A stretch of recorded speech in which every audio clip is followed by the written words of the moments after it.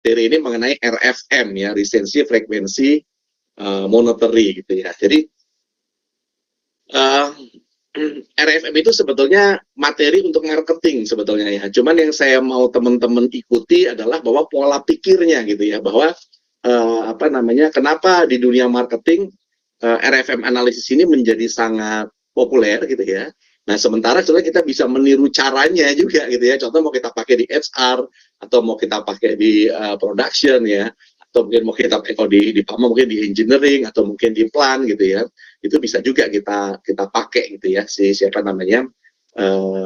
yang serupa dengan RFM analisis di marketing ya. Jadi teman-teman perhatikan dulu, di marketing gimana, supaya nanti punya ide kalau saya mau terapkan di tempat lain, itu bagaimana caranya gitu ya.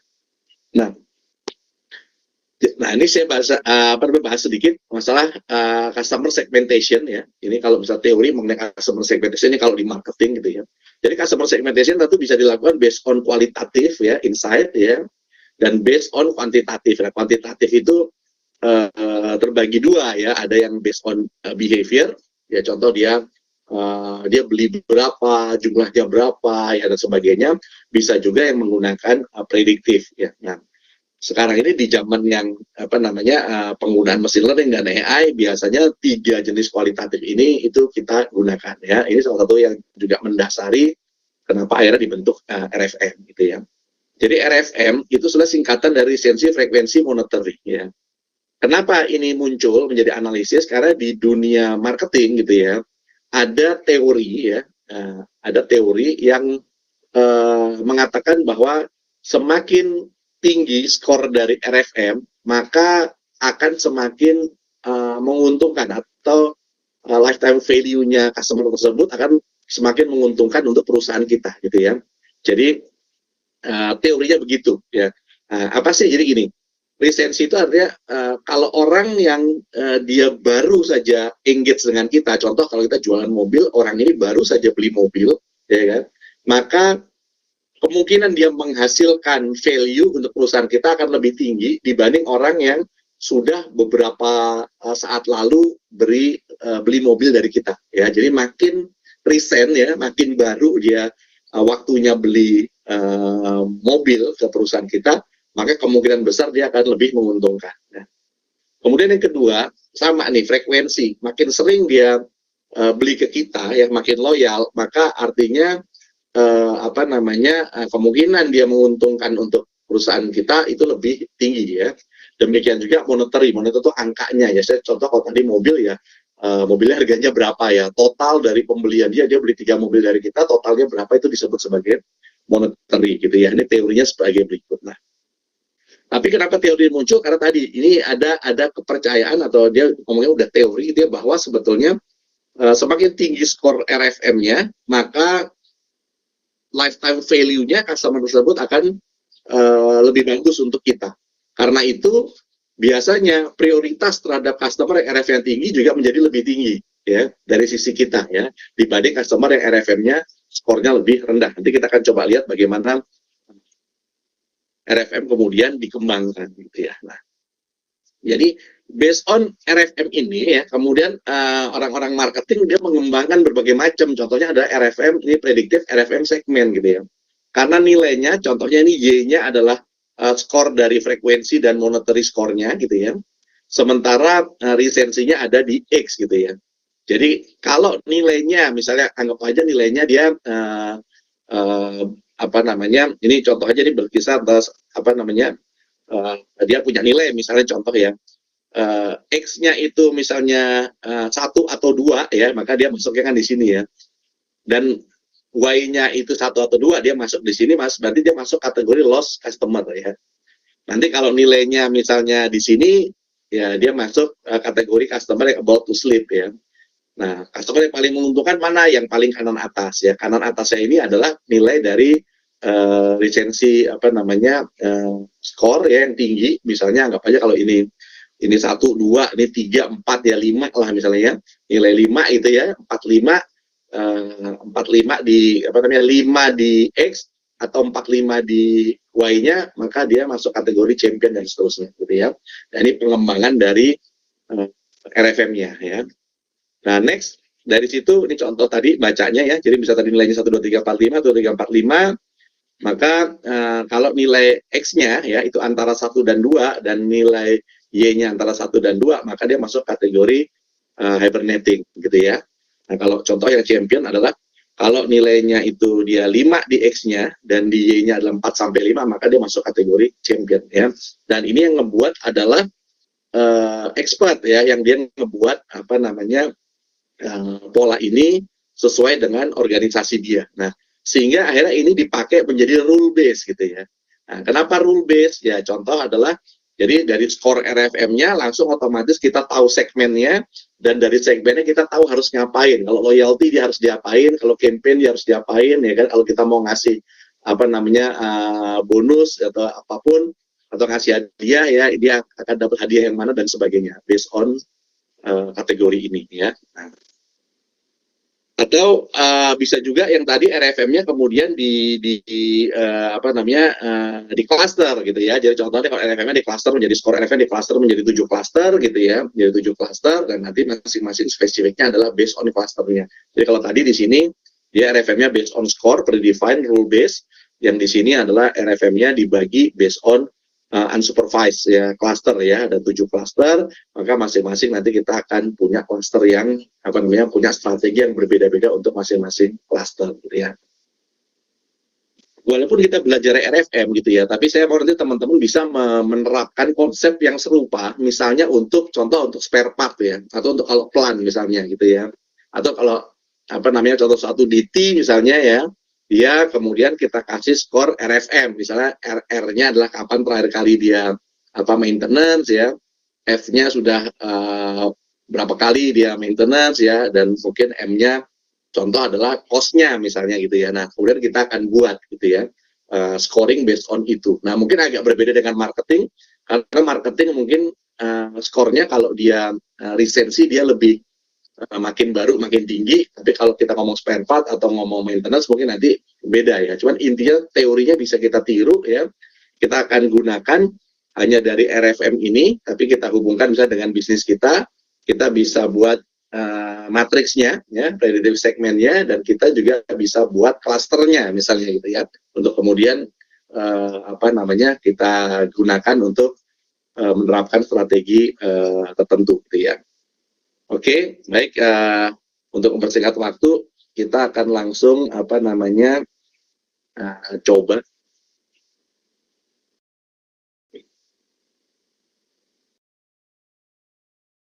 untuk RFM ya.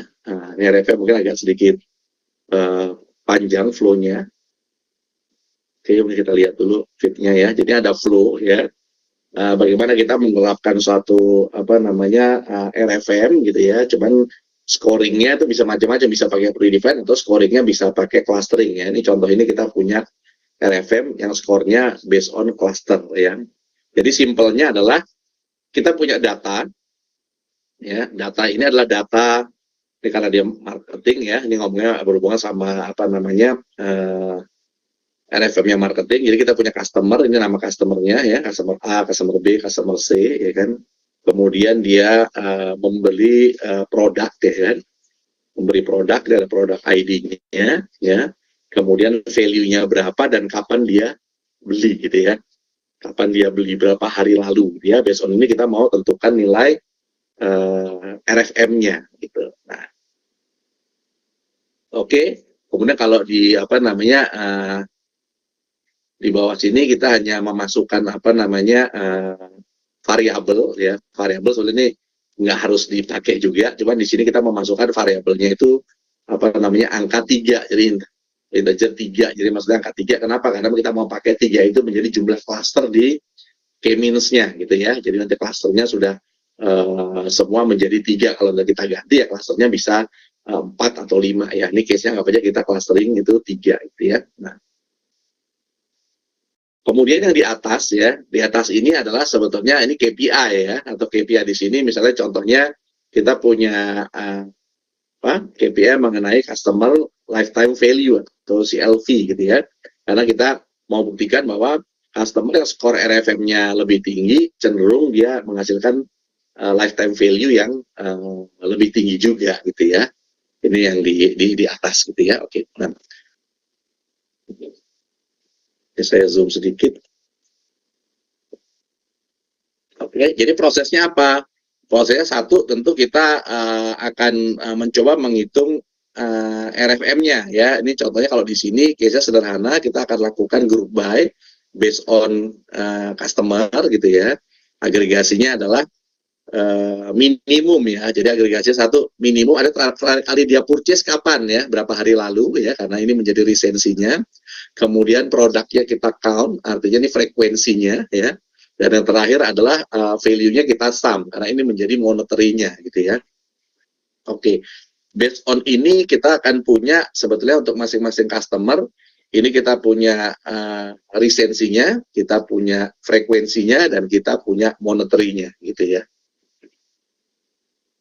Kemudian karena range customer-customer ini gitu ya, range-nya adalah dia purchase dari kita ya, misalnya antara misalnya 10 hari lalu ya, dengan yang paling lama itu misalnya 40 hari lalu gitu ya, maka kita melakukan clustering ya supaya gampang gitu ya, karena kita mau dapat skornya based on cluster. Jadi clusternya untuk yang lisensi ini simple, kita bagi menjadi 3 cluster ya. 3 cluster ini kemudian berdasarkan apa namanya kapan terakhir customer tersebut purchase dengan kita gitu ya. Ya, maka dari sini tentu resultnya kita akan punya 3 cluster ya, cluster 0, cluster 1, cluster 2 gitu ya. Ya. Dan kemudian karena kita mau menjadikan skor ya, jadi apa namanya cluster tersebut kemudian akan kita sorter gitu ya, kata sorting ya. Sorting descending. Kenapa descending gitu ya? Karena yang belanjanya dengan kita itu lebih lama, maka angkanya kita mau lebih kecil ya. Jadi kenapa itu kita descending gitu ya. Jadi supaya angkanya 1. Kemudian yang klaster tengah nanti angkanya 2, yang klaster bawah angkanya 3 gitu ya. Jadi itu cara kita scoringnya gitu ya. Nah kemudian kita set di apa namanya main formula, kita hanya ngasih row index ya. Karena tadi kan yang peringkat 1 artinya row indexnya kan apa namanya lebih kecil gitu ya, row index 0, 1, 2 ya. Ini menjadi apa namanya scoring kita ya. Jadi scoring kita ada 0, 1, 2 gitu ya. Jadi kemudian kita join balik, intinya kita mendapat recency cluster, ini skornya ya. 0, 1, 2. Jadi paling kecil adalah skornya 0, paling besar adalah 2. Nah, hal yang sama kita lakukan juga terhadap frekuensi dan monetary-nya. Ini untuk yang monetary, contohnya ini kita sum dari value-nya, kemudian kita cluster 3, sama caranya, sehingga by the end kita akan dapat revenue cluster score-nya gitu ya. Nah, demikian juga untuk yang frekuensi ya, frekuensi dari count product kita clustering, sama kita sorting juga. Jadi by the end kita akan dapat apa namanya cluster dari sisi yang resensinya gitu ya, dari 0 sampai 2 ya. Kemudian kita join supaya apa? Supaya komplit ya kan, supaya kita punya nilai cluster gitu ya. Nah, kemudian RFM score-nya gimana? Score-nya jadi simple, karena itu sudah punya tadi 0 sampai 2, tinggal kita tambahin aja kan. Resensi clusternya, tambah tadi apa namanya revenue clusternya, tambah frekuensi clusternya. Revenue clusternya adalah yang monetary cluster. Ini kita jadikan RFM score ya. Nah, yang harus perhatikan adalah pada saat kita sorter ya, yang untuk monetary sorternya adalah dia makin kecil, value-nya makin kecil juga skornya gitu ya, atau row-nya ditaruh di atas gitu ya. Nah, demikian juga untuk yang frekuensi ya. Ini sama untuk yang frekuensi, dia ascending juga ya.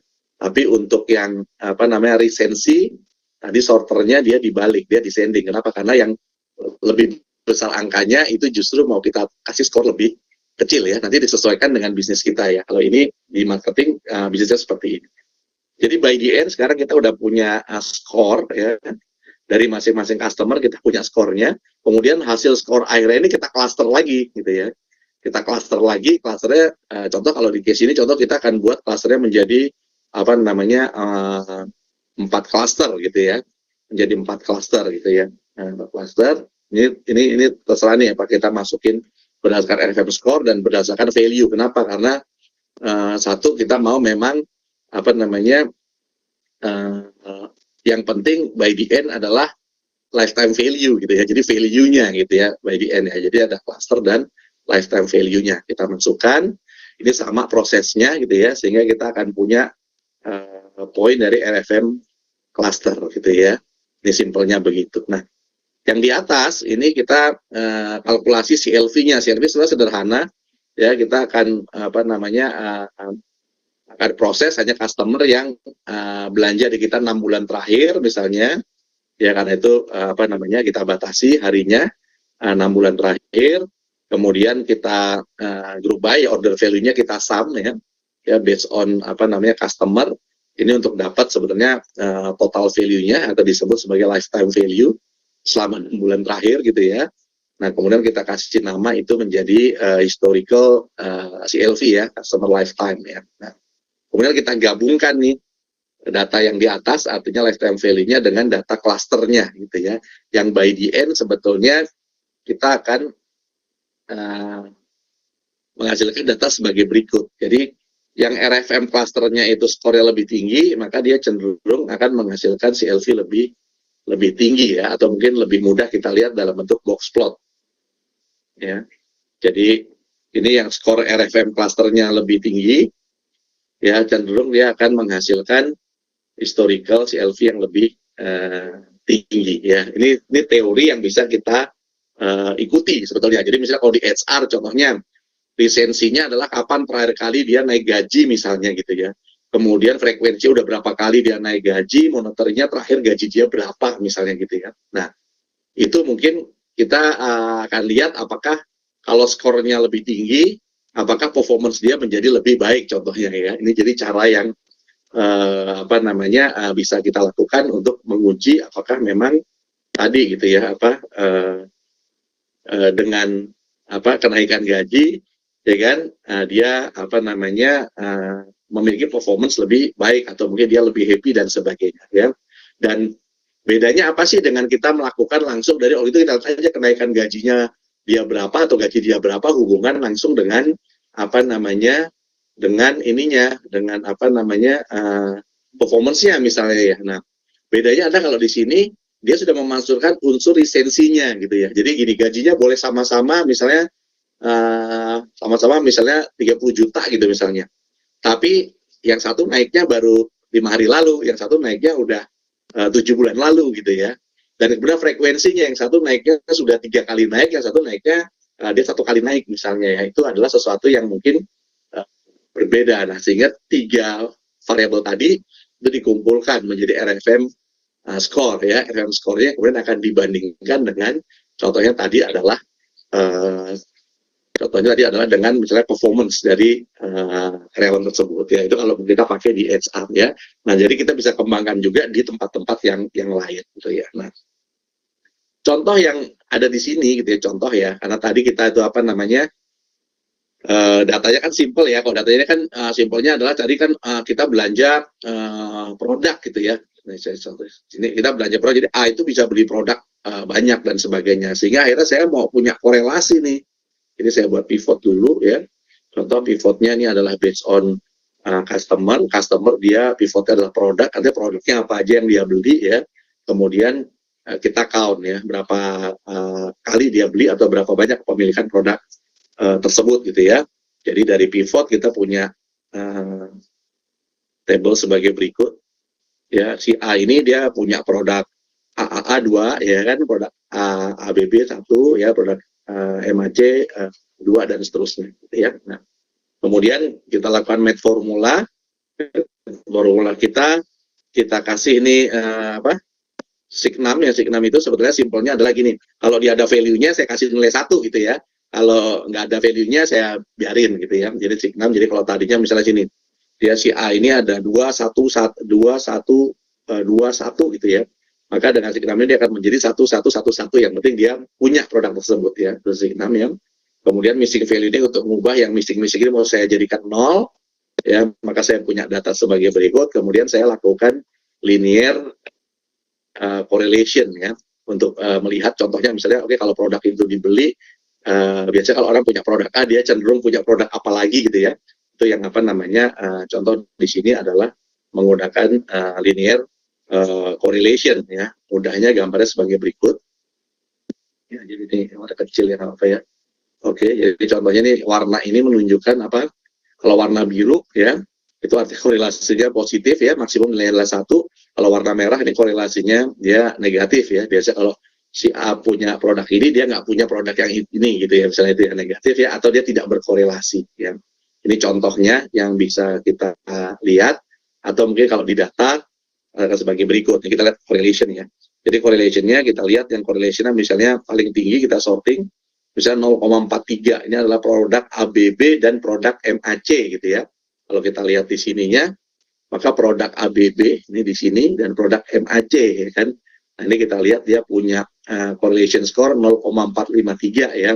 Jadi ini kecenderungan ada korelasi antara kepemilikan produk ABB dengan kepemilikan produk MAC gitu ya.